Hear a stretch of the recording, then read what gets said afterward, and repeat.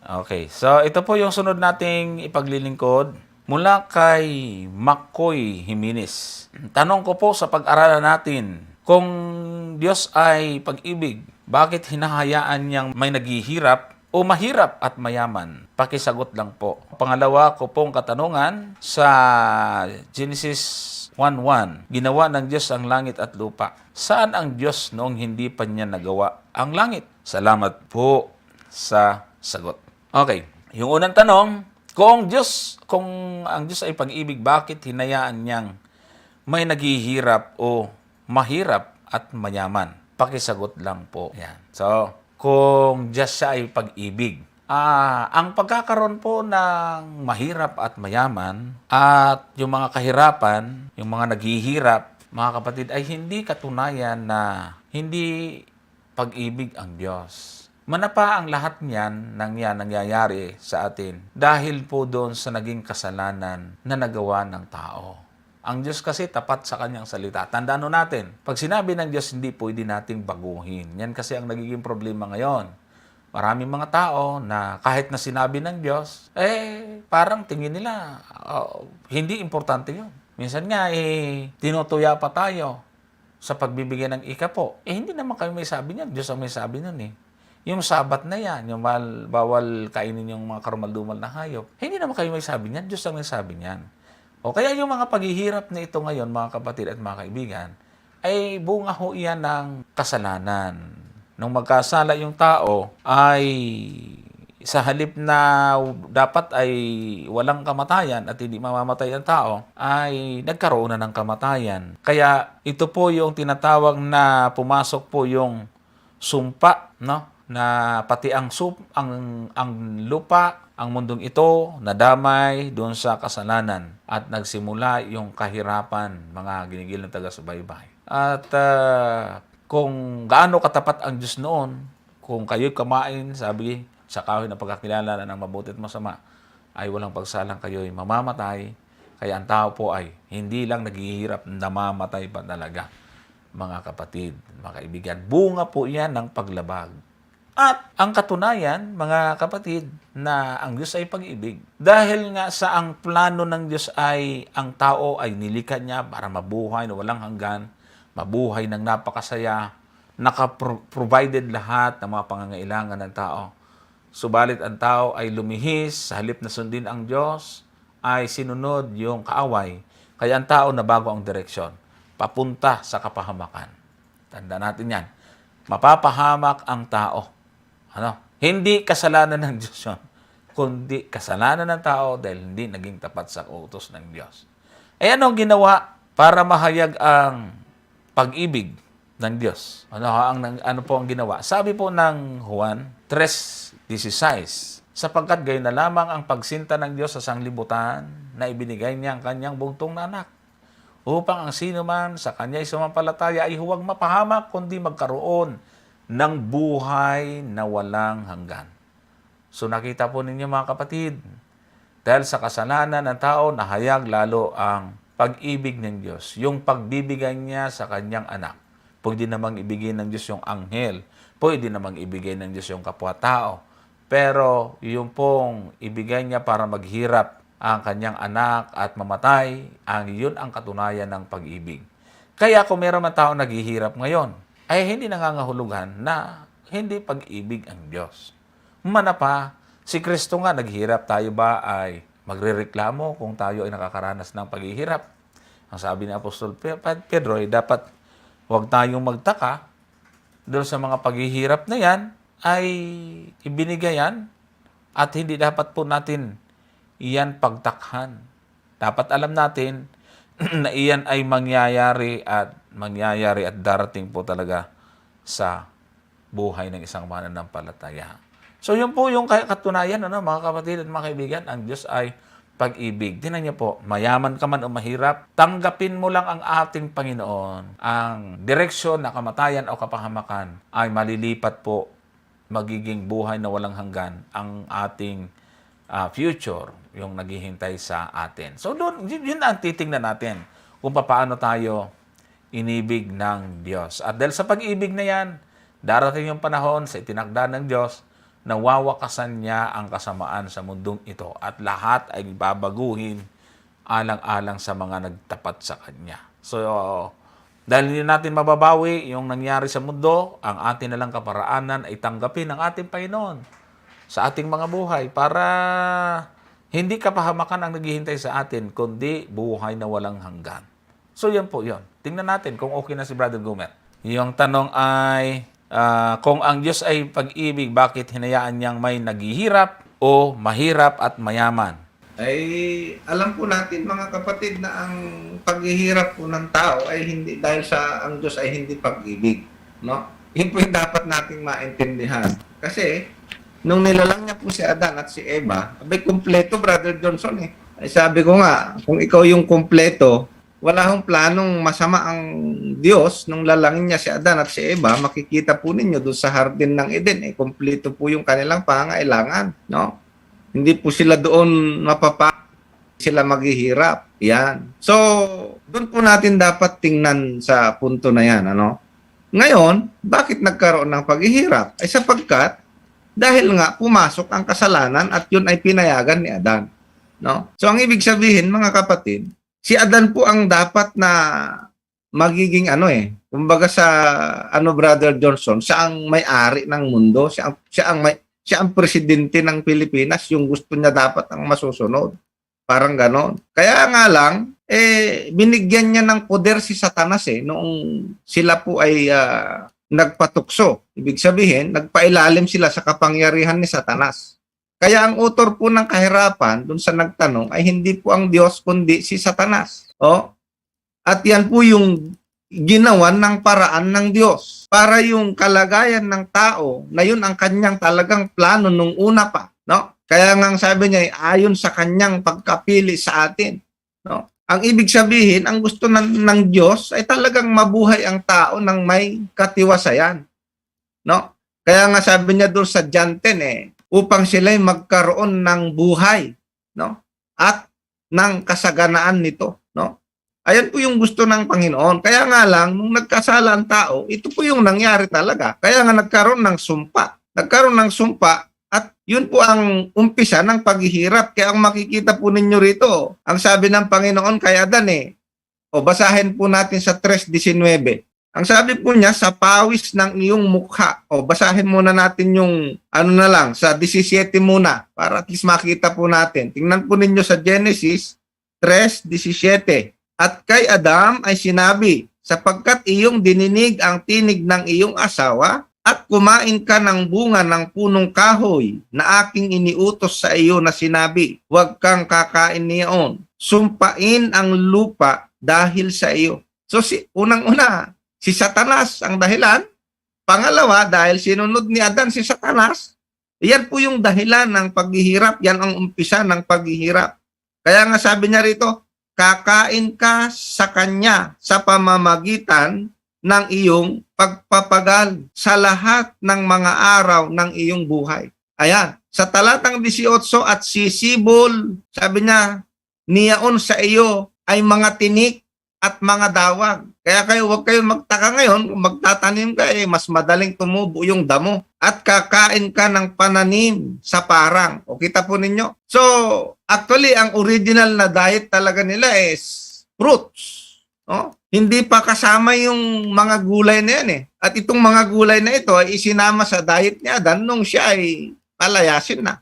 Kasi sabi niya, kakain ka ng pananim sa parang. Sa talatang 19, sa pawis ng iyong mukha ay kakain ka ng tinapay hanggang sa ikaw ay mauwi sa lupa sapagkat diyan ka kinuha sapagkat ikaw ay alabok at sa alabok ka uuwi. So ito po yung dahilan kapatid kung bakit naranasan ng tao ang tinatawag na kahirapan ng buhay ay dahil po sa pagkakasala ng ating unang mga magulang. At dahil po dyan, actually, sabi ko nga, yung paghihirap na naranasan natin, maaaring sabihin po ninyong mahirap na. Pero, ang pinakamatinding naghirap dito, para nyo pong maintindihan, ay walang iba kundi yung anak ng Diyos.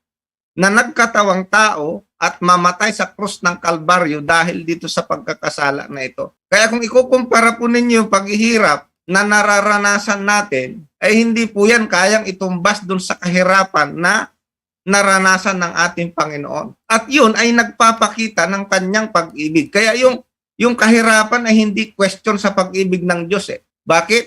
Kasi nga, mas ipinakita niya ang kanyang pag-ibig nung ang kanyang mismong anak ang ibinigay niya para pahirapan dahil dun sa kasalanan na nagawa ng tao. Minsan ay talagang tayo po ay ika nga, siyempre yung ating kaisipan ay nagiging clouded, no? Ibig sabihin nalalabuan tayo minsan dahil sa ating mga pagsubok na nararanasan, pero dapat po nating maintindihan na ang ating Panginoong Hesukristo mismo ay talagang siya po yung tunay na naghirap upang maibalik sa atin, no? Upang maibalik lamang sa atin yung ating kalagayan sana na gusto ng Diyos na mangyari, at yun yung buhay sa harden ng Eden. Kaya hindi po kasalanan ng Diyos ang kahirapan na ito. At ang isang magandang dapat nating maisip, mga kapatid, ay hindi po nagtatapos dito sa mundong ito ang buhay natin. Ayan, sapagkat may pangako nga ang ating Panginoong Hesukristo, at yun po yung nasa 14, Juan 14, 1 hanggang 3. At ito po yung dapat na pag-asa na nasa puso natin. Anumang kahirapan ngayon ang ating nararanasan, ang isipin nyo lang po, hindi po yan maipapantay sa sakripisyo na pinagdaanan ng ating Panginoon upang tayo kanyang mabigyan ng magandang kalagayan sa langit. Ang sabi niya rito huwag magulumihanan ang inyong puso, magsisampalataya kayo sa Diyos, magsisampalataya naman kayo sa akin. Sa bahay ng aking ama ay maraming tahanan. Kundi gayon ay sinabi ko sana sa inyo, sapagkat ako'y paruroon upang ipaghanda ko kayo ng dakong kalalagyan. At kung ako'y pumaroon at kayo'y maipaghanda ng kalalagyan, ay muling paririto ako at kayo'y tatanggapin ko sa aking sarili, upang kung saan ako naroroon, kayo naman ay dumuon. So ito po yung napakagandang pangako ng Diyos sa kabila ng mga kahirapan na minsan naiisip mo wala ng pag-asa, but no, because ang ating Panginoong Hesukristo ay nagsakripisyo para tayo ay mabigyan ng magandang kinabukasan, ika nga. Pansamantala lang po yung mga kahirapan na nararanasan natin. Mas matindi yung kalwalhatian na ating pong kakamtin, na ating pong mararanasan kapag tayo po ay nagtapat sa ating Panginoon hanggang sa wakas. Ang sabi niya nga, ang magtitiis hanggang wakas. Yan po ay salita ng ating Panginoong Hesukristo. Ang ibig sabihin, mayroon po talagang kahirapan na mangyayari. Kasi ang sabi niya, ang magtitiis hanggang sa wakas ay siyang maliligtas. At ang sabi niya sa isa pang talata ng unang Timoteo, ang sino mang nag-iibig na mabuhay ng may kabanalan ay ano daw? Ikalawang Timoteo 3:12. Oo, lahat na ibig mabuhay na may kabanalan kay Kristo Jesus ay mangagbabata ng pag-uusig. So hindi po makakapagtaka yan, kapatid. Pero kung tayo po ay inuusig, tayo po ay naghihirap, sabi ko nga, Brother Johnson, iba po yung ikaw ay nagkasakit dahil ikaw ay, isipin mo, Brother Johnson, ito no offense. Kung ako ay nagkasakit, halimbawa, at the age of 60 years old, ako ay nagkasakit ng cancer sa liver. Sapagkat nung ang aking buhay, halimbawa, nag-umpisa ako ng kabataan, wala na akong ginawa kundi uminom ng alak. Tapos pagdating ko sa 60 years old, nagkasakit ako sa liver, cirrhosis o cancer of liver. Ano yon? Sasabihin mo ba, Diyos ang may kasalanan nun? So titingnan po natin sa punto na yan, mga kapatid. Kasalanan natin yon. Hindi po natin pwedeng isisi sa Diyos. Pero ganun pa man ang ginawa mo sa buhay mo, was na na-realize mo yung pagkakamali mo, at ikaw ay nagbalik loob sa Diyos, ang kagandahan niyan, abay nakalaan ang langit para sa iyo. As long as ibig sabihin, bago ka malagutan ng hininga, ay natanggap mo yung pag-ibig ng ating Panginoon. Yan po yung dapat na maintindihan natin, Brother Johnson. Punta natin yung karugtong na tanong ni McCoy Jimenez. Sabi rito, pangalawa ko pong katanungan, Genesis 1:1. Ginawa ng Diyos ang langit at lupa. Saan ang Diyos noong hindi pa niya nagawa ang langit? Salamat po sa sagot.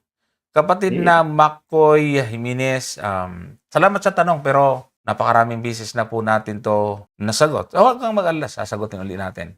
At irekomenda ko lang po sa'yo na panoorin mo yung segment ko na Ituwid Mo si Soriano na sasagot kung nasaan ang Diyos bago nung hindi pa niya nilikha ang langit at lupa. Ikinumpara po natin yung sagot ni Brad Eli at yung sagot ng Biblia doon sa puntong iyon. Ano ho?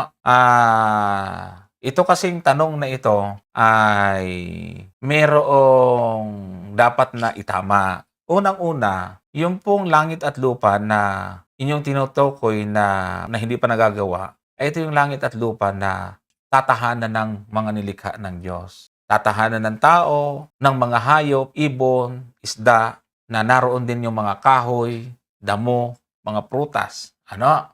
Yan po yan. Hindi naman yan ang tahanan ng Diyos eh.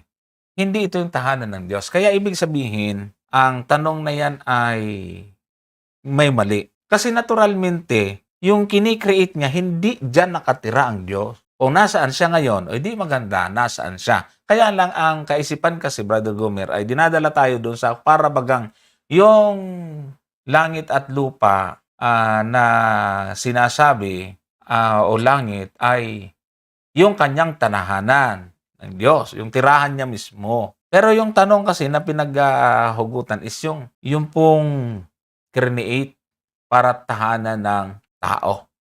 So, sasagutin natin pareho yan, Father Gomer. Ako ay marami ng sagot dyan.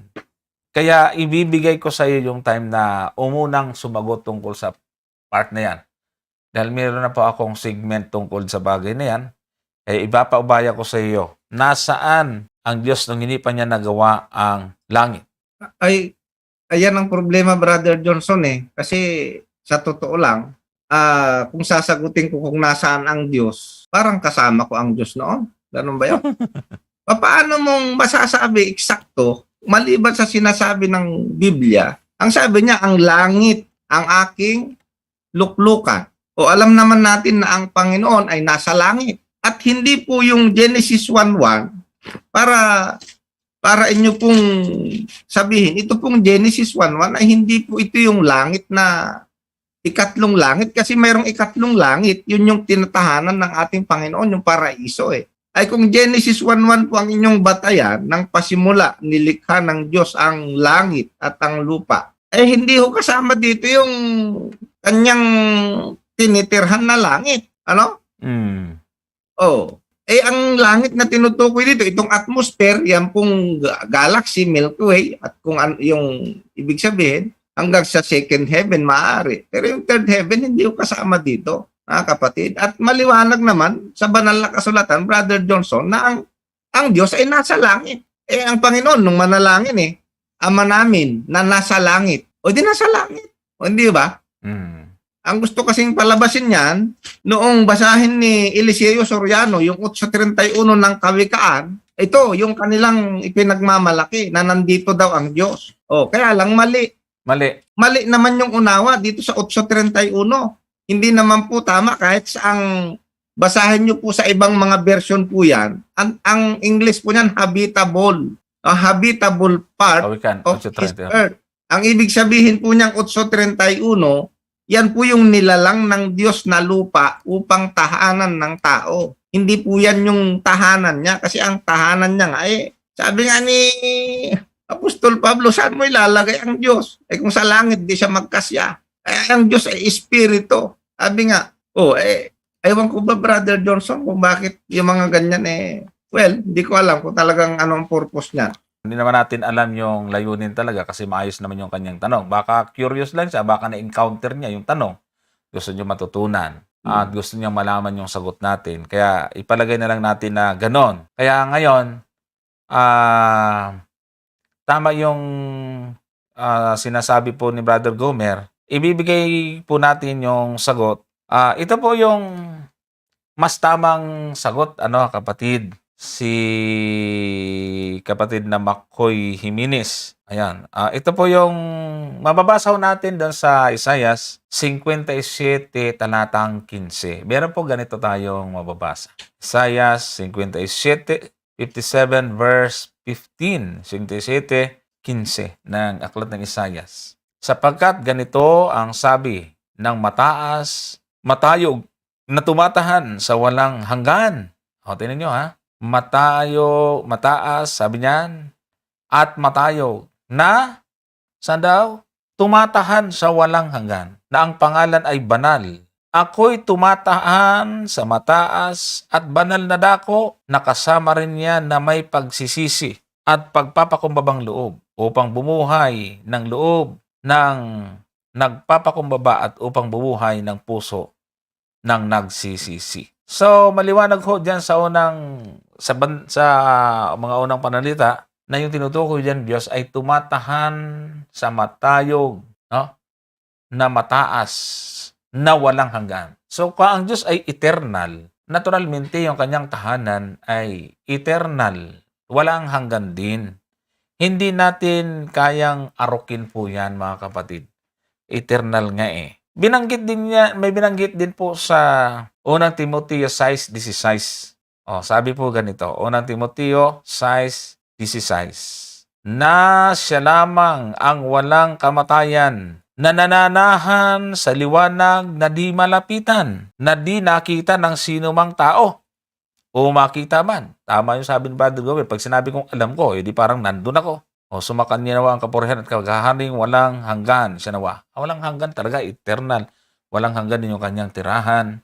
So, hindi malapitan. Ito po yung luklukan ng tahanan ng Diyos. Ito kasing langit at lupa na binabanggit na nilalang ay ito po yung habitable part of the earth na sinasabi na gustong ipaliwanag ngayon ni Brother Gomer. Kaya lang akin munang inuna ito at ibabalik ko sa kanya kasi meron siyang gustong explain para magkaroon tayo ng comparative, Brother Gomer. Ayan. So, makikita natin, Brother Johnson, sabi ko nga, ang maliwanag na nababasa natin dito sa mga talata ng Biblia. O halimbawa, mag-example tayo ng mga talata. Ito ay sa awit, halimbawa, awit 11, ang talata ay 4. Basahin natin. Ito lang yung O tingnan mo ha, ang Panginoon ay nasa kanyang banal na templo. Ang Panginoon, ang kanyang luklukan ay nasa langit.